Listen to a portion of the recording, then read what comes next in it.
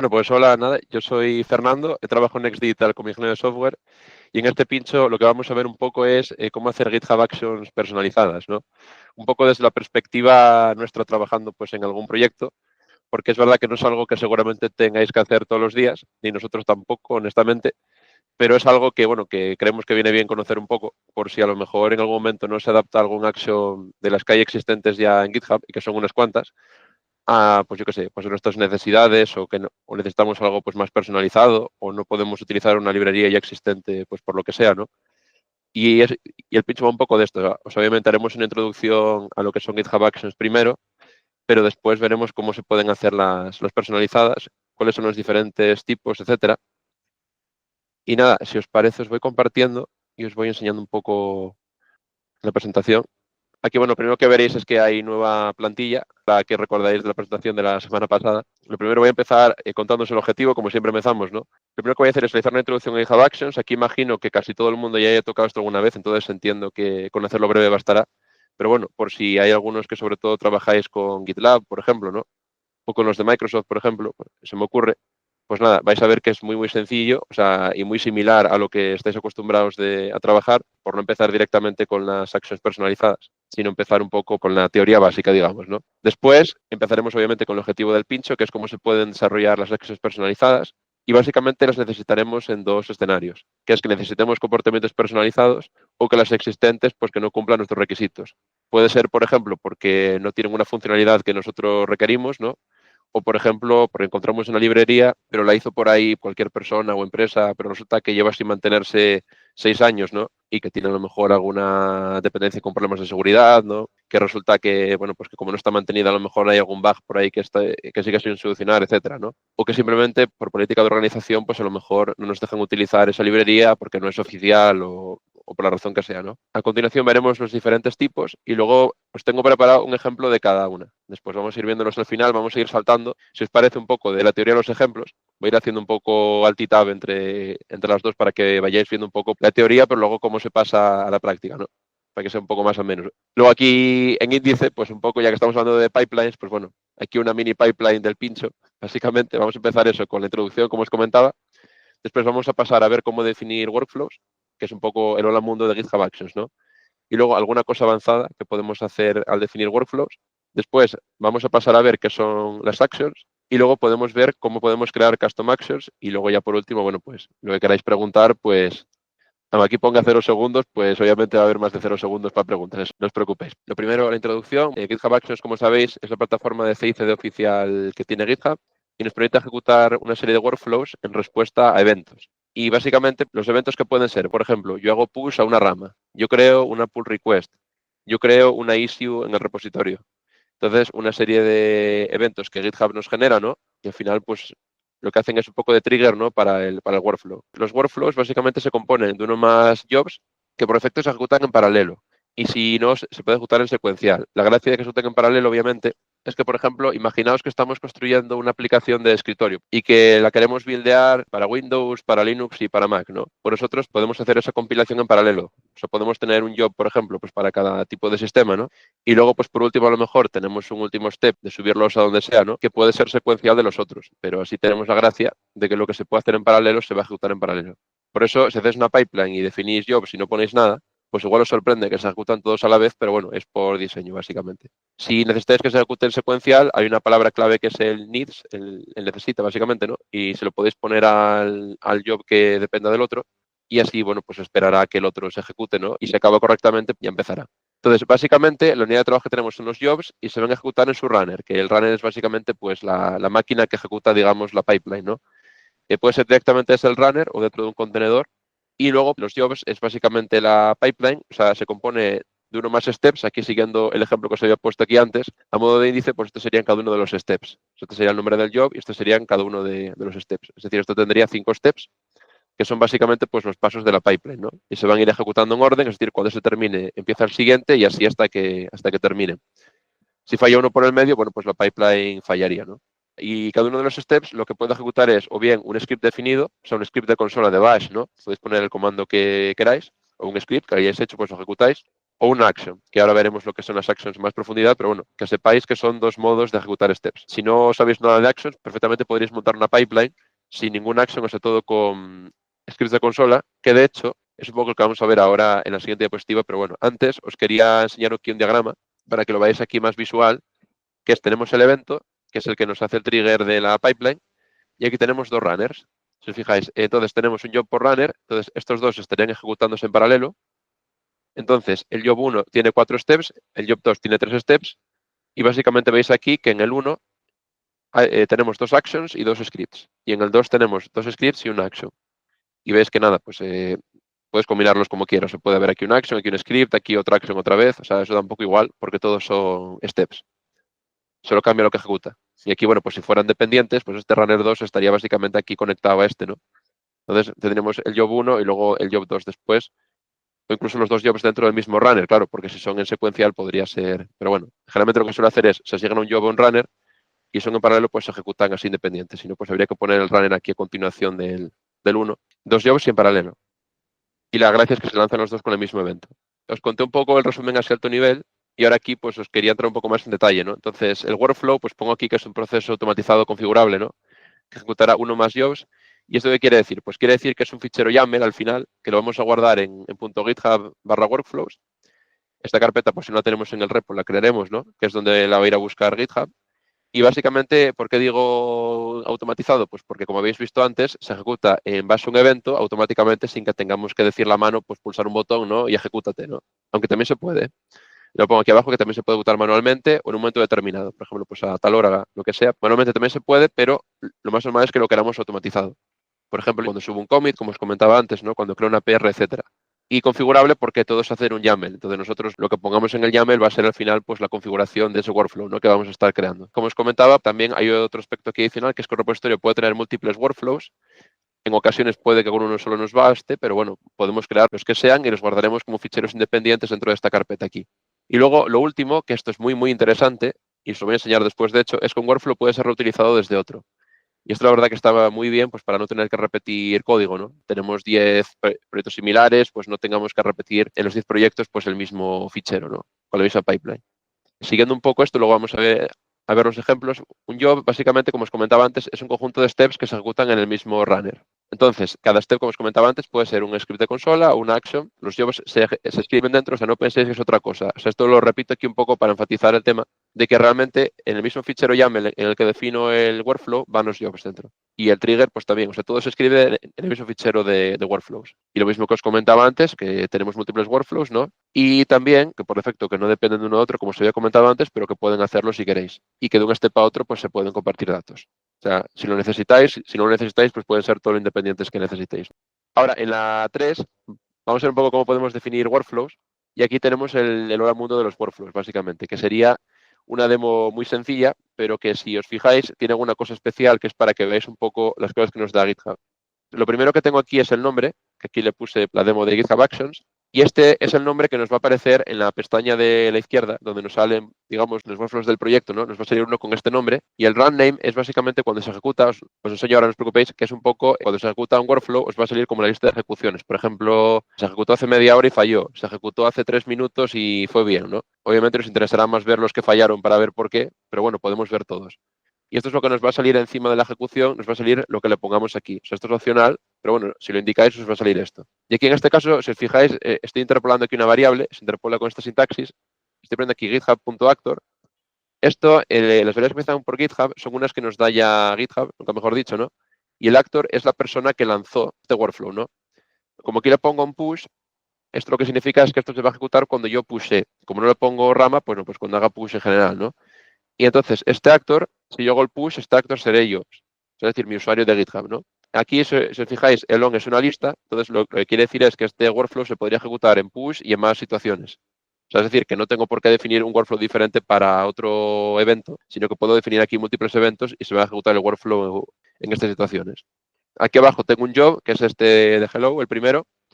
Entonces, aquí solamente, como veis, le pongo un nombre y luego lo que he requerido es que le tengo que poner en qué máquina se va a ejecutar con esta propiedad de aquí. En este caso, escojo la última versión de Ubuntu y aquí pongo la lista de steps, que son aquí 5 steps. Entonces, como veis, son todo comandos de consola que se hace con el run. Con el run es el único la única property, digamos, que necesitamos especificar para ejecutar un comando de consola. Y en este caso aquí hacemos un echo en todos. El primero es el hola mundo de toda la vida, ¿no? Y el segundo de ellos, por ejemplo, pues estoy cogiendo otra property de GitHub que es el nombre del evento. Pues aquí os saldrá push en este caso, ¿no? Pero si esto podría ser útil, imaginaos que aquí, como os decía antes, ponéis 5 eventos, ¿no? Pues gracias a esta property podéis saber cuál de esos 5 eventos fue el que lanzó el workflow. Poner algún tipo de if o lo que sea, ¿no? También podéis sacar aquí el runner, podéis sacar el sistema operativo del runner, pues aquí os saldrá el que especificamos. Y esto, por ejemplo, podría ser útil, imaginad que utilicéis el sistema matricial que tiene GitHub, que es, por ejemplo, podéis decir, mira, yo quiero que me ejecutes estos jobs, ¿no? Pues en Windows, en Linux y en Mac, ¿no? Pues de esta forma, pues podríais ver un poco, pues, qué sistema operativo se está ejecutando, ¿no? En este caso, obviamente, ya lo sabemos, pero podría darse el caso, como digo, de que no lo supiéramos. Aquí también podéis sacar la rama con ref, el repositorio con repository. Esto realmente diréis, ¿qué utilidad tiene esto, no? Sacar el repositorio si ya sé dónde estoy. Pero puede tenerla si hago uno reutilizable, por ejemplo, y lo uso desde otro repo, pues así ya sé en qué repo lo estoy ejecutando, ¿no? Y luego genérico. Y luego el status del job, puedo acceder aquí a la variable job y le saco su status. Este workflow, si queréis, os lo voy a enseñar ahora mismo ya. Lo tengo por aquí, es este primero que tengo aquí creado. Luego os paso el enlace al repo, es un repo que está dentro de la cuenta GitHub de Next. Y aquí básicamente, bueno, tenéis el setup del job, que básicamente lo que está haciendo, bueno, pues es hacer el setup del sistema operativo, ¿no? Pues cogió esta versión, que es la latest de Ubuntu. Luego la imagen del runner, nos pone aquí la imagen y tal. Y luego, bueno, pues aquí está provisionándola, ¿no? Y aquí ya, pues eso, hizo el setup y aquí ya empieza el primer step de la pipeline, que en este caso veis que sale Hello World. Aquí, pues, nos sale la variable que veíais antes, veis que pone push. Y aquí veis que nos pone esto, que este job está ejecutado en Linux, la variable OS. Luego también nos sale ref, la rama, ¿no? Y nos sale aquí también el nombre del repo, que el nombre del repo pues es con la organización, ¿no? Y con el nombre del repo. Y por último nos sale el status como success y ya veis que el job finaliza aquí al final. Si me vengo aquí antes, es decir, si yo por ejemplo abro aquí en Actions, pues lo que podréis ver es que nos sale el run name que os comentaba antes, me sale aquí mi nombre, ¿no? Y me sale aquí, o sea, el usuario de GitHub y me dice aquí que estoy probando GitHub Actions. Que veis que es un poco lo que yo había puesto aquí en los steps. Bueno, entonces, de momento aquí veis que hay más jobs, es un poco spoiler, por esta parte lo siento, pero bueno, o sea, que lo veáis todo junto, luego vamos a ir haciendo un poco comparaciones y tal, pero bueno, que hay más ejemplos, como podéis comprobar. El siguiente ejemplo que os quería enseñar es uno un poco más complicado, ¿no? O sea, imaginad que yo tengo en el repo un programa en Java, ¿no? Imaginad esto, de hecho lo hay, un programa en Java que se llama Hello Actions, imaginad que yo lo quiero compilar y ejecutar. O sea, es un programa muy sencillo, ¿eh? No tiene ninguna librería ni tiene nada, o sea, es un hola mundo en Java. ¿Yo qué tendría que hacer? Pues lo primero, veis que tengo un job como el de antes, pero aquí tengo más steps. Y el primero de ellos tendría que hacer un checkout del repo, entonces tendría que hacer un git clone, o sea, seguramente no lo habéis visto así, pero bueno, os puedo poner el ejemplo más sencillo, ¿eh? Entonces, aquí puedo sacar, como el repo es privado, pues no puedo hacer un clone, sino que lo que tendría que hacer es sacar mi usuario, ¿no? Sacar el token con el que estamos trabajando, que lo puedo sacar aquí de GitHub Token, es decir, no tengo ni por qué añadir mi PAT, ¿no? Mi Personal Access Token, no lo tengo que poner en ningún secret, nada de esto, o sea que ya lo puedo acceder aquí directamente porque estoy dentro de GitHub, ¿no? Clono este repo en la rama main, ¿no? Y lo clono, aquí tengo un punto aquí, no sé si se ve bien, pero bueno, hay aquí un punto para que lo clone en el directorio actual. Y luego aquí con ls, pues ya se verá pues que lo clono bien, ¿no? ¿Por qué lo clono en el directorio actual? Bueno, pues también porque si lo clono dentro de una carpeta, aquí hay una cosa importante que es que los steps no, no tienen por qué ejecutarse y de hecho no lo hacen en la misma sesión de consola. Entonces, ¿qué pasa? Que si yo aquí, por ejemplo, hago un clone y luego hago un CD aquí dentro, cuando vaya al siguiente step, lo más probable es que ya me haya restaurado a la carpeta raíz, digamos, el directorio raíz de la pipeline, ¿no? Entonces voy a tener que estar haciendo CDs constantemente. Sin embargo, si lo clono al raíz, que en el raíz habitualmente no hay nada, o sea, está como vacío para que nuestra pipeline ya pues ejecute lo que necesitemos, ¿no? Para que guarde lo que necesite, pues ya lo voy a tener en los siguientes steps. Hay formas, luego os enseñaré alguna de cómo poder hacer que esto no pase, pero bueno, que por defecto pasa así, bueno, y de hecho en algunas situaciones eso está beneficioso, ¿no? Que sepáis que si lo guardamos en la raíz, pues mejor. Luego, instalo el SDK man, por ejemplo, fue una forma así sencilla que se me ocurrió para enseñaroslo a vosotros, ¿no? Que seguramente es como instaláis Java en local, pues instalo SDKman con el mismo comando que habréis utilizado vosotros en algún momento. Luego tengo que hacer el setup del SDKman, que sería con este comando de aquí. Y luego ya compruebo que fue instalado correctamente, instalo Java y compruebo que Java se instaló. Y luego ya hago con Java C compilo y con Java ejecuto. Y con esto, básicamente, pues ya tendríamos nuestro workflow, ¿no? Si vuelvo aquí a GitHub, veis aquí que tengo C y Java. Y aquí tengo el setup del job. Aquí tengo el checkout del repo. Veis que aquí que está clonándolo. Y veis aquí que me puse los dos ficheros. Ahí a continuación estoy instalando SDKman. Veis aquí ya que está instalando todo. Aquí me hace el setup. Me comprueba que está instalado correctamente. Me instala Java 21. Comprueba que Java está instalado. Veis que sale el 21 justamente. Me compila y me ejecuta. Me dice aquí, hola desde GitHub Actions, ¿no? Desde Java. Y por último se completa el job. Aquí básicamente una cosa que os quería enseñar, que os lo puedo enseñar aquí directamente desde el repo, es dos cosas. Uno, el fichero Java en sí, que es este de aquí, que básicamente veis que es una clase normal, que lo único que tiene es un método grita aquí, que lo que hace es que saluda. Sabéis que no tiene librerías ni nada, entonces por eso compilarlo es muy sencillo. Y luego lo siguiente es que si me vengo aquí a .github workflows, aquí tengo el de push CI, que es donde estoy definiendo todos los jobs. Y aquí dentro veis que tuve que poner aquí una cosa del shell por defecto. Y esto es básicamente para que se comparta un poco el bash RC. O bueno, no para que se comparte, sino para que se ejecute entre cada step el bash RC. Y esto es porque yo aquí realmente lo que necesito es que cada uno de estos steps, que son los que os enseñaba antes en la pipeline, ¿no? Se ejecuten dentro del mismo. Se acaba de ejecutar el bash RC porque si no, cuando yo ejecuto este comando, el sdkman init, si no, en el siguiente step no sabría qué es SDK, porque SDK no deja de ser un alias que se configura en el bash RC y si no tengo ese alias, pues no sé lo que es SDKman, ¿no?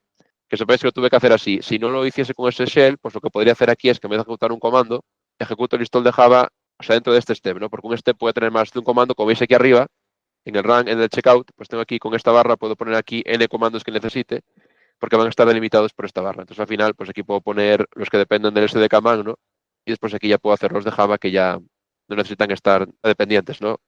Luego aquí los siguientes son los reutilizables. ¿Qué pasa? Que si yo imaginad que tengo que hacer esto para 5 proyectos, al final esto es un proyecto muy sencillo, ¿no? O sea, no es ni proyecto, ¿no? Es una clase sin más. Imaginad que tuviese que compilar 10 clases como esta. Tiene que estar copiando y pegando el mismo fichero de workflow. A ver, es verdad que lo puedo tener en algún repositorio compartido, ¿no? Pero bueno, que a lo mejor puedo tenerlo ahí copiar, pegar, pero veis que no escala muy bien, ¿no? Porque si yo quiero cambiar algo para un proyecto, pero lo quiero cambiar para todos, tengo que estar haciendo la misma modificación 10 veces las que sea, ¿no? Luego a lo mejor pues pueden empezar a diferir entre proyectos. A lo mejor no quiero eso, a lo mejor quiero estandarizar todo. Y para esto están los reutilizables, que básicamente es para evitar repetir pues todo lo mismo, ¿no? Entonces, defino uno, como si definiese una función en un lenguaje de programación, y luego lo llamo desde otro. Yo lo llamo dentro de un job. Y básicamente la ventaja e inconveniente que tiene a la vez es que ejecuta todos los jobs y los steps que tenga definidos. Es decir, hay que reutilizar todo. O sea, cojo el workflow y lo reutilizo entero. Por supuesto, también le puedo indicar parámetros. Es decir, igual que una función en un lenguaje de programación le podemos pasar parámetros aquí también. Porque a lo mejor le queremos poder especificar cuál es la clase que queremos compilar, cuál es a lo mejor el tipo, yo qué sé, por ejemplo, la versión de Java que queremos usar o lo que sea, ¿no? Y eso sí, tiene dos limitaciones. Permite 4 niveles de anidamiento. Y el anidamiento consiste en llamar un workflow reutilizable desde otro. Esto básicamente tiene también en cuenta, por ejemplo, imaginad que desde mi repo llamo un workflow, que a su vez llama otro workflow, que a su vez llama otro workflow, ¿no? Pues hasta 4 niveles. Y luego se puede llamar hasta un máximo de 20 workflows desde cada fichero. Y en estos cuentan también los transitivos, es decir, que si yo desde un workflow llamo a otro, pues cuenta como 2. Y así voy contando, pues puedo llegar hasta 20. En general será raro que lleguemos a estos niveles de anidamiento o de máximos. Conviene tenerlos en cuenta por si acaso, ¿no? En general, lo más común, o al menos yo lo que más he visto, sinceramente, es que tú desde un proyecto utilices un workflow reutilizable. Y con mucho que desde ese a lo mejor utilices otro, lo que sea, ¿no? Verdad que se puede complicar lo que haga falta, pero lo más normal seguramente que será eso, ¿no? O lo más sencillo. Aquí veis que cogí pues eso, el workflow de antes y lo hice reutilizable. Aquí si os fijáis a la derecha, veis que tiene exactamente lo mismo que visteis antes, lo mismo literalmente copiado y pegado, pero aquí si os fijáis tiene una parte nueva, que es la de parte on, workflow call, que esto como este workflow se puede llamar, pues tengo que poner aquí eso que se puede llamar con esta sintaxis, y aquí los inputs que tiene. En este caso le voy a especificar la versión de Java y el class name. ¿Ves aquí los dos son requeridos, pero podría ser que uno no fuese requerido, entonces aquí le pondría false y aquí le puedo poner un default por abajo. Por default, por ejemplo, que si la versión no la especificas, que le pusiese la 21, por ejemplo, ¿no? Pero veis que no lo estoy poniendo, es decir, que los dos son requeridos. ¿Y ahora cómo se llama esto? Bueno, pues entonces yo aquí veis que crearía un job y este job le pongo uses y aquí le pongo cuál es el workflow reutilizable que quiero utilizar y aquí con el arroba le pongo la rama. En este caso pongo main. Es verdad que aquí está bien porque estamos probando algo, pero lo más habitual será que pongamos tags. Solamente aquí después de la arroba podemos poner una tag, entonces a lo mejor nosotros hacemos una tag con la versión, por ejemplo, ¿no? Versión 2 de workflow, entonces arroba v2 o lo que sea. Claro, si dependemos de main, el inconveniente que tenemos es que si yo hago un breaking change aquí dentro de este workflow y empiezo a requerir otra property, otro input requerido, por ejemplo, ¿no? Pues claro, si el que me está utilizando el workflow no me lo está pasando, pues va a petar. Por eso está mejor hacer tags y hacer versionado, ¿no? Pero bueno, si queréis depender de main, podéis. Como veis, lo que pongo aquí es organización, aquí el repo, y aquí pongo la ruta entera al workflow. Y aquí, pues eso, con el arroba y la rama. Y aquí en with le pongo los valores de los inputs que necesita. Aquí le pongo, por ejemplo, la versión 21 de Java y que la clase es Hello Actions. Y esto, si me vengo aquí al repo otra vez, veis ahí que tengo el repo este reutilizable. Bueno, aquí realmente no es exactamente el mismo, por aquí lo unifiqué con el otro, pero bueno, para que veáis que funciona igual. Lo único es que aquí, si os fijáis, sale dentro del job que lo llama, ¿no? Aquí dentro sale el nombre del job que estoy reutilizando.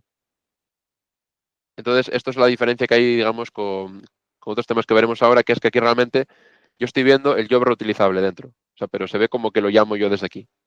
Y nada, veis que funciona exactamente igual. Voy a pasar a la parte más interesante, que es la de actions, que sirve un poco para lo mismo, para reutilizar código. Pero la diferencia es que básicamente para eso es una aplicación personalizada, como pongo ahí, ¿no? Que lleva a cabo una tarea compleja pero frecuente. ¿Por qué pongo compleja? Pues porque si fuera una tarea pues, bastante sencilla, pues a lo mejor incluso es que te interesa más a lo mejor copiarla y pegarla, ¿no? Si es un comando, a lo mejor el esfuerzo de hacer un action no te compensa, si habría que ir evaluándolo caso por caso, ¿no? Si es algo que hacemos frecuentemente, pues obviamente nos interesa reutilizarlo. Aquí, un poco la decisión que tenemos que tomar cuando queremos reutilizar algo es si lo hacemos como os enseñé antes, con un workflow reutilizable o con un action. Y en general, pues yo un poco, la forma que lo veo es que si quieres reutilizar todo, pues eso, con un workflow. Pero claro, tiene todo. Es verdad que podéis hacer cosas personalizables con inputs. A lo mejor si yo le paso este input hace esto, si no le paso este input hace lo otro. ¿No? Es decir, que tenéis un cierto grado de flexibilidad. Pero si lo que queréis simplemente es decir, por ejemplo, yo tengo 4 steps que se repiten siempre en un montón de workflows y que a lo mejor no son ni relacionados, ¿no? Pero que siempre tienen esos mismos 4 steps. Pues lo que podéis hacer es un action que tenga el comportamiento de esos 4 steps y entonces reutilizáis solamente esto, ¿no? Entonces, haciendo aquí una analogía, digamos, con programación, los workflows reutilizables serían básicamente un framework, ¿no? Que tú te acoplas al framework, ¿no? Y puedes ir configurando cosas, pero estás metido en el framework. Y esto básicamente sería como el que usa una librería, ¿no? Que tú cojas una librería, le incluyes en una parte de tu aplicación, ¿no? Te hace la función que quieres y la puedes quitar realmente cuando quieras, ¿no? Entonces, bueno, es un poco la diferencia, ¿no? Claro, ¿el inconveniente cuál es? Pues que las actions tenemos que seguir haciendo aún así el workflow, tenemos que definir steps y tal. Entonces, bueno, lleva un poco más de trabajo, pero es verdad que es más granular, digamos, ¿no? Aquí, bueno, aquí hoy me siento obligado un poco a presentaros aquí una diapositiva de por qué a lo mejor necesitáis este pincho, porque lo más probable es que solamente no lo necesitéis, porque tenéis un gran marketplace aquí en GitHub en el cual tenéis una serie de actions que tenéis ya precreadas y que a lo mejor si quiero hacer, por ejemplo, subir un archivo S3, pues hay una action que me lo permite. Si quiero hacer un checkout de un proyecto y hay una action, además oficial de GitHub, que me lo permite. Entonces, bueno, que sepáis que primero, si necesitáis algo así personalizado, pues que vayáis al marketplace y veáis si hay algo que os cuadre o no, ¿no? A continuación, os voy a enseñar cómo queda el workflow de antes si utilizamos actions. Lo primero de todo, voy a hacer el checkout del repo con el actions checkout. Y esto es lo mismo que el git de antes que os había enseñado, ¿no? Pues veis que solamente con utilizar esta action ya me hace todo lo demás. No tengo ni que preocuparme del token, ni de mi usuario, ni de nada, porque por defecto ya me coge esos valores. Por supuesto, tiene una serie de inputs que le puedo pasar si necesito algo personalizado, pero por defecto funciona. Y de hecho, esta va a ser la forma que más habitualmente vais a ver de cómo se clona un proyecto, ¿no? En la pipeline.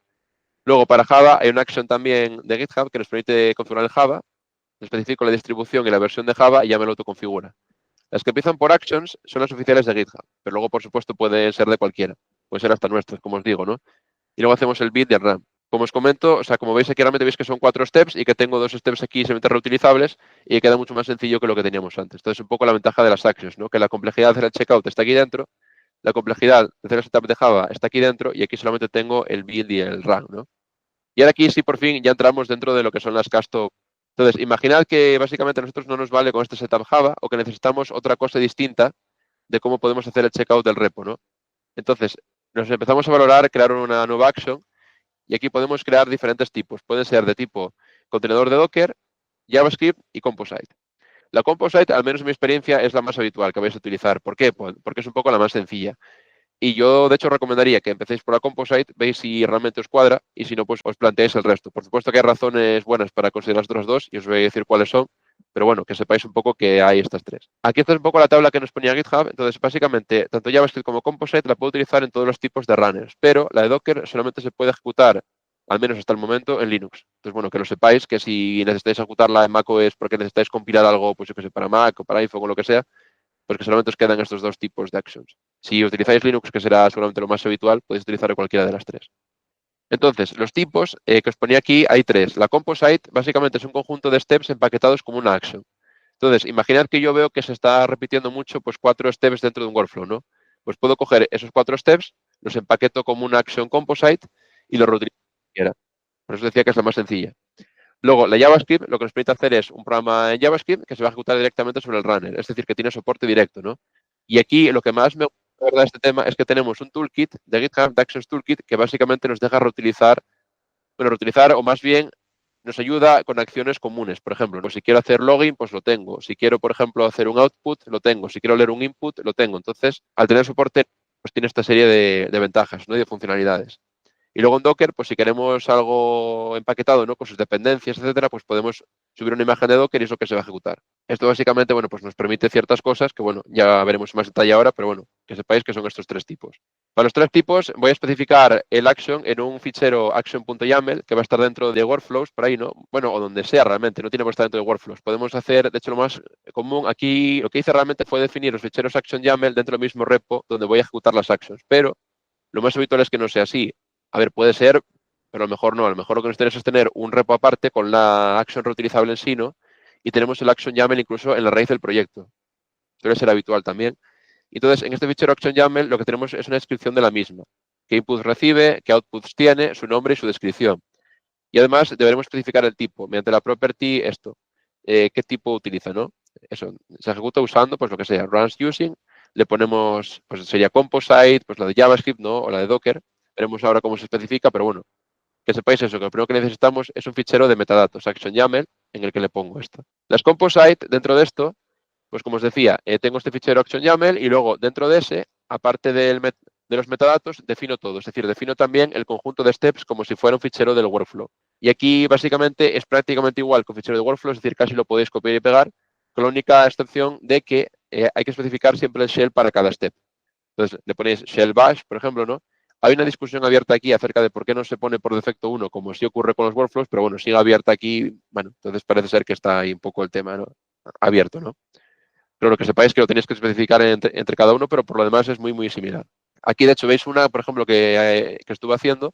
Imaginad que yo quiero hacer mi setup Java personal, ¿no? Por ejemplo, con el SDK que visteis antes. Pues puedo hacer una composite, que básicamente le pongo aquí una descripción, ¿no? Y le pongo los inputs, que en este caso es la versión de Java que le voy a poner, que es required, y el resto veis que es exactamente igual que un workflow.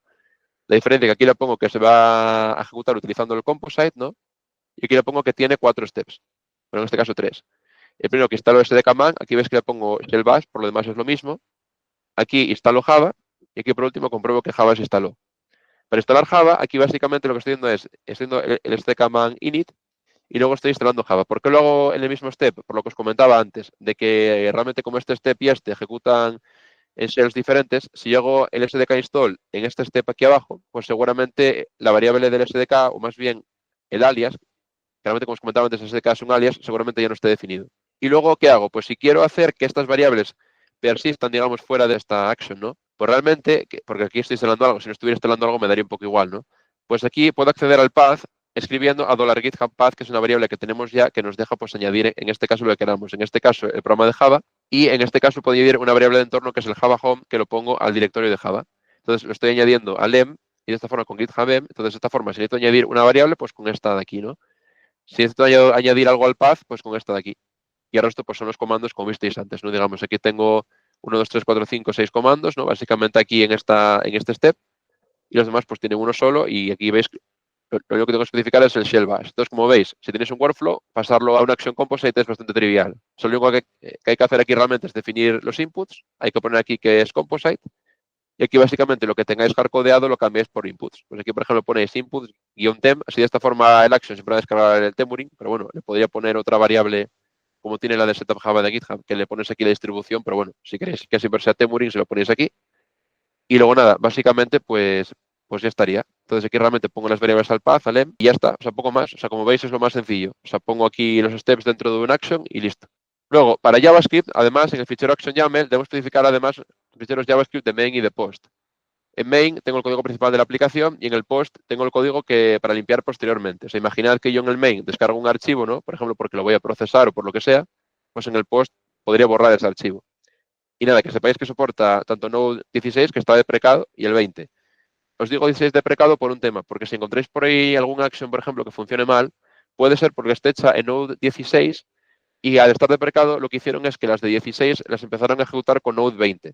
Entonces, puede ser que funcione mal en algún caso o que dé algún problema. Entonces, bueno, que haya que actualizarla al 20. Aquí hicieron un poco el breaking change, pero bueno, os lo digo para que lo tengáis en cuenta, pero obviamente, si creáis una nueva, pues Node 20.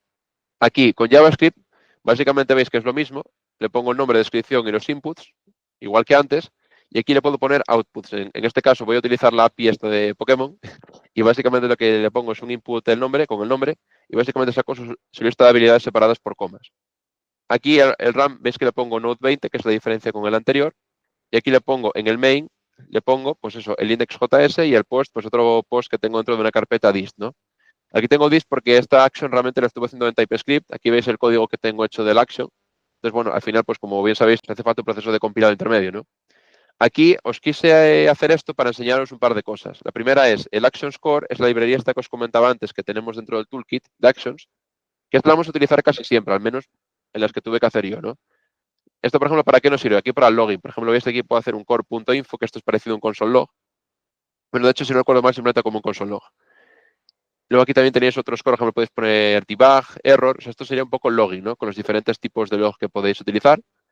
Luego aquí también tenéis para poner outputs, aquí abajo veis core.setOutput, abilities. Entonces aquí podéis poner, este es el nombre del output, que coincide con el que había puesto yo aquí antes, ¿no? Y luego el siguiente parámetro es la lista de habilidades. Y luego después está el get de HTTP, que es un get de HTTP que nos incluye ya, que es bastante ligero y que está optimizado un poco para usarse con Actions. Entonces aquí veis que tengo los modelos de la API, que me devuelven la API esta, la Poke API. Aquí lo primero que hago es saco el input, que es otra cosa que hacemos también con el core. Entonces yo saco el input con name, con require true, que esto básicamente es el input que tenga definido aquí. Pues esto es para obtener el input que tenga aquí puesta. Después lo que hago es crear un nuevo cliente HTTP. Este es el cliente HTTP que importo de aquí. Y luego llamo un get. Es decir, que le pongo la URL sin más y aquí le pongo el name. Utilizo esta API, la verdad, porque es bastante cómoda. Porque así además pues no tiene autenticación ni nada de esto. Entonces la verdad que es bastante sencilla. Y entonces aquí compruebo el status code y si es mayor que igual que 400, pues hago el set fail. Esto lo que hace es que falla la pipeline con este error. Lo podéis utilizar, pues cuando queréis que falle algo, pues lo ponéis. Y luego lo que hacéis después es sacáis el body de la petición, lo parseo pues eso a un JSON. Incluso aquí también se podría hacer con este cliente HTTP, si le ponéis get JSON ya te hace el parse, pero no, era para que lo vierais un poco por separado, ¿no? Y cómo se puede gestionar el status code, etcétera. Porque el read body, si no, nos lo lee como string. Entonces el string se lo paso aquí y ya está. Y luego nada, bueno, aquí simplemente estoy haciendo un filtrado, estoy mirando que no esté oculta, ¿no? La habilidad y luego la estoy mapeando el nombre y separándola por comas. Básicamente aquí, este sería el main. Y luego aquí el post, básicamente aquí, como no tengo que limpiar nada, pues un ejemplo muy sencillo que simplemente, pues nada, que pongo aquí un mensaje, ¿no? Como veis, simplemente es que defina una función aquí y la ejecute. Aquí igual os parece raro que esté ejecutando aquí una función asíncrona aquí directamente desde el main del fichero, ¿no? Pero bueno, es un poco como se hace con las actions. O sea, ya se encarga el runtime de encargarse de la promise y de todo eso. O sea, es un poco. Fue lo primero que me extrañó cuando lo vi, pero la verdad que por lo que veo es un poco cómo se trabaja aquí, la verdad. A continuación os voy a enseñar un poco esto en acción. Aquí lo tengo aquí, el C Java con Composite. Este es el que nos enseñé antes, pero bueno, os enseño ahora también. Ves que es exactamente lo mismo. Ves aquí que hacéis el setup Java. Sabéis que hace todo exactamente igual. La única diferencia es que si os fijáis, dentro de este setup tengo todo. El SDK-man, tengo aquí también la instalación de Java y tengo todo y el Java version. Esto es porque cuando utilizamos un workflow reutilizable, nos sale aquí el workflow que estamos utilizando. Pero cuando utilizamos un action reutilizable, básicamente nos sale todo dentro del step. Es decir, que la action queda como oculta. Igual que si nosotros utilizamos una librería en un programa, pues no se ve desde fuera, ¿no? Pues digamos realmente esto, pues lo mismo. O sea, aquí estamos viendo los steps dentro del action, pero no estamos viendo que realmente estamos utilizando un action, que es un poco la gracia. Bueno, aquí sí nos pone que la estamos ejecutando, pero bueno. O sea, pero aquí dentro sale, digamos, el job sin nada dentro, porque está, digamos, realmente dentro del mismo job. Y aquí todo dentro del mismo step. Pero aunque sean diferentes steps dentro del action, realmente dentro de esta pipeline es todo dentro de un step. Y aquí la siguiente es la JavaScript action que tengo por aquí, que aquí ves que hago el checkout del repo. Este, por ejemplo, es importante porque, como estoy accediendo a la action, bueno, ahora os explico cómo estoy accediendo a ella, si no, no podría ejecutar la action. ¿Veis? Aquí estoy con el log este que ponía antes, estoy cogiendo el Zigzagoon. Si no conocéis, es un Pokémon que se parece un poco a Mapache.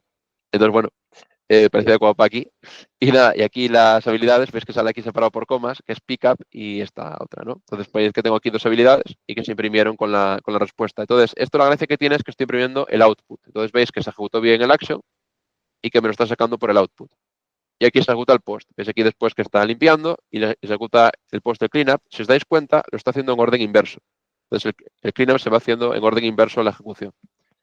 Aquí no os lo enseñé, por no complicar más la presentación, pero os lo voy a enseñar ahora, que es cómo se llama esta. Si me vengo aquí al workflow, al push CI, veis que en la de Java con la JavaScript Action, o la de la Composite, ves por ejemplo aquí que la Composite yo le estoy poniendo aquí esta ruta, digamos una ruta local dentro del proyecto, ¿no? Es decir, que estoy en .github Actions Composite, porque la tengo aquí definida. En la Composite solo tengo un Action YAML que tiene lo que os enseñé antes en la presentación, ¿no?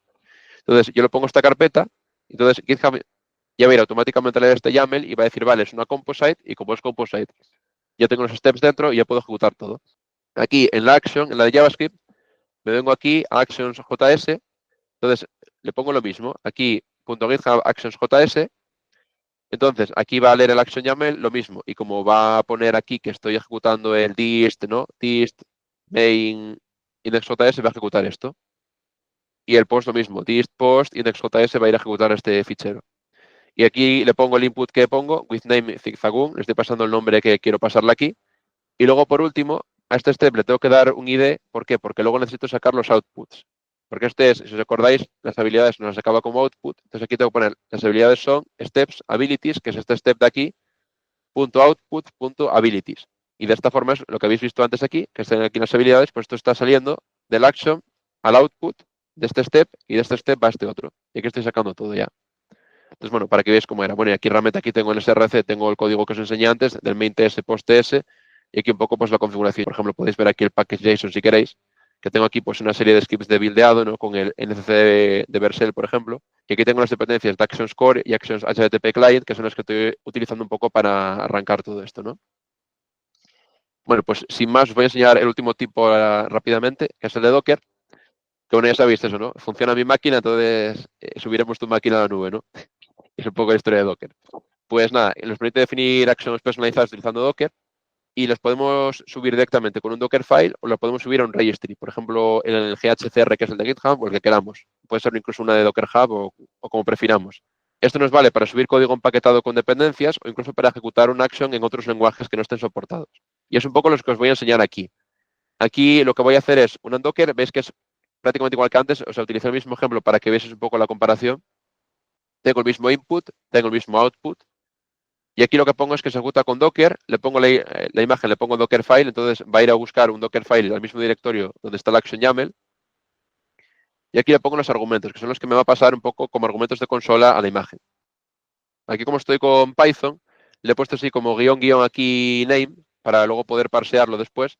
Entonces el name es igual al input que tengo aquí, no digamos con el name, ¿no? Pero claramente tenía que ser inputs name, pero bueno.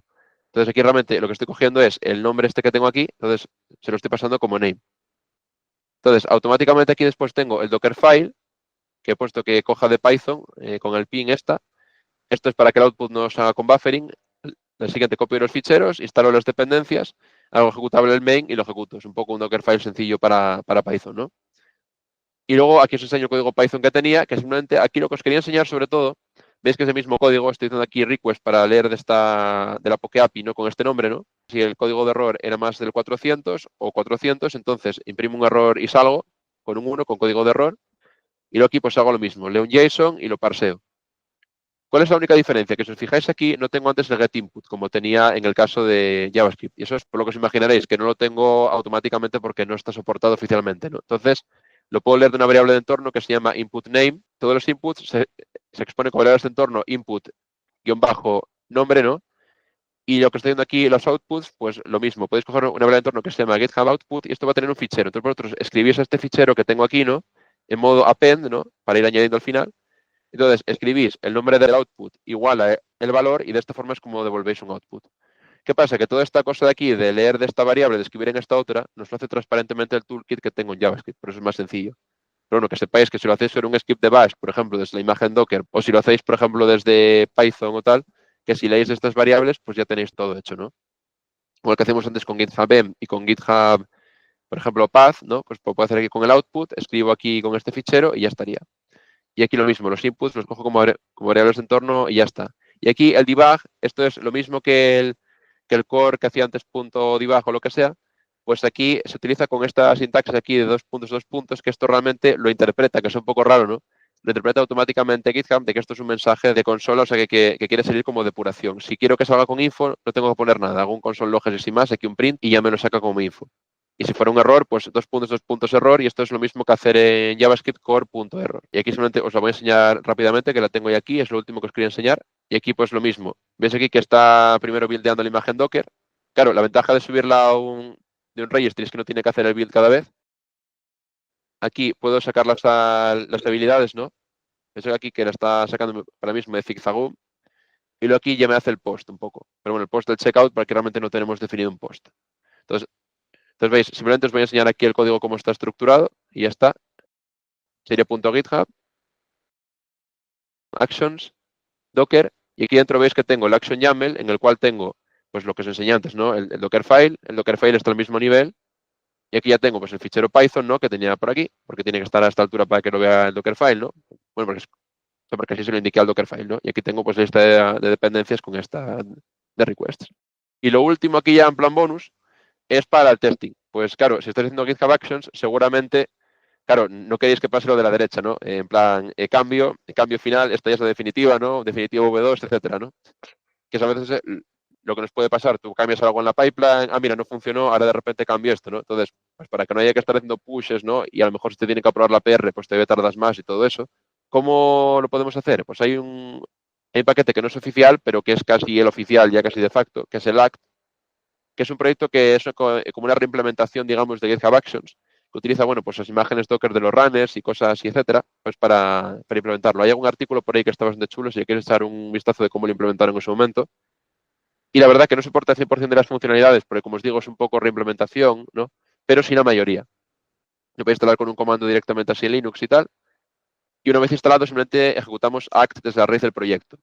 Y esto nos va a lanzar un evento de push, y si queremos otros eventos, lo podemos especificar el que queremos. Y podemos lanzar también un job con este aquí. Entonces, os voy a enseñar ahora, antes de pasar a las preguntas, os enseño ahora cómo se puede hacer rápidamente, que lo tengo por aquí abierto. O sea, imaginad que me vengo aquí, imaginad que me vengo aquí a la carpeta de pinchos, que la tenía aquí, la debí cerrar antes. Vale, imaginad que me vengo aquí a Next Pinchos. Vale, estoy aquí en Main. Entonces, estoy en Main y ahora yo lo que voy a intentar hacer es simplemente act sobre la carpeta raíz y como veis, está ejecutando todo. Se está ejecutando aquí todas las actions. Es que, por ejemplo, que tengo el hello, tengo aquí, por ejemplo, el CI de Java, tengo aquí, pues eso, todas, el de Docker, ¿no? Pues como veis, es bastante sencillo. O sea, simplemente con ponernos en la carpeta del proyecto, fuera, porque luego nos va a añadir al final el .github /workflows, pues básicamente, pues de esta manera puedo ir ejecutando todas las actions rápidamente y si peta algo, pues yo lo voy a ver aquí pues bastante rápido.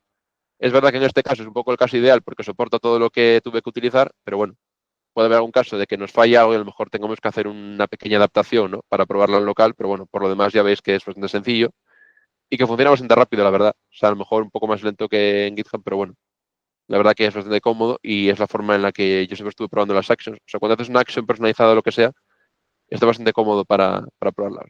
Aunque evidentemente harás pruebas unitarias y todo eso, especialmente si lo haces en un lenguaje como JavaScript, pues bueno, aún así está bien poder probarla en tu end y saber que funciona bien sin tener que estar haciendo tanta prueba y error, ¿no? Entonces, bueno, sin más, bueno, veis que está ejecutando, veis que ya acabó. Y que bueno, creo que me daba un error porque como el repositorio es privado, pues ya había algún step que no podía ejecutar, pero bueno, por lo demás ya veis que todo se ejecutó bien aquí el programa. Veis aquí, por ejemplo, que está lo de las habilidades por aquí arriba, por ejemplo. Entonces, nada, básicamente veis que no tiene mayor problema y que estuvo ejecutando pues todo, básicamente. ¿Ves? Aquí tenemos otro hello de antes, por ejemplo, aquí. Y nada, y aquí tenemos pues las habilidades aquí antes del Docker. Aquí, por ejemplo, del JavaScript, diría que salen por aquí arriba, ¿veis? Aquí está sacando las habilidades. Y aquí pues nos pueden salir por aquí pues los diferentes valores. Aquí, por ejemplo, el hola mundo de arriba del todo. Y nada, y ya está. Y gracias, la verdad.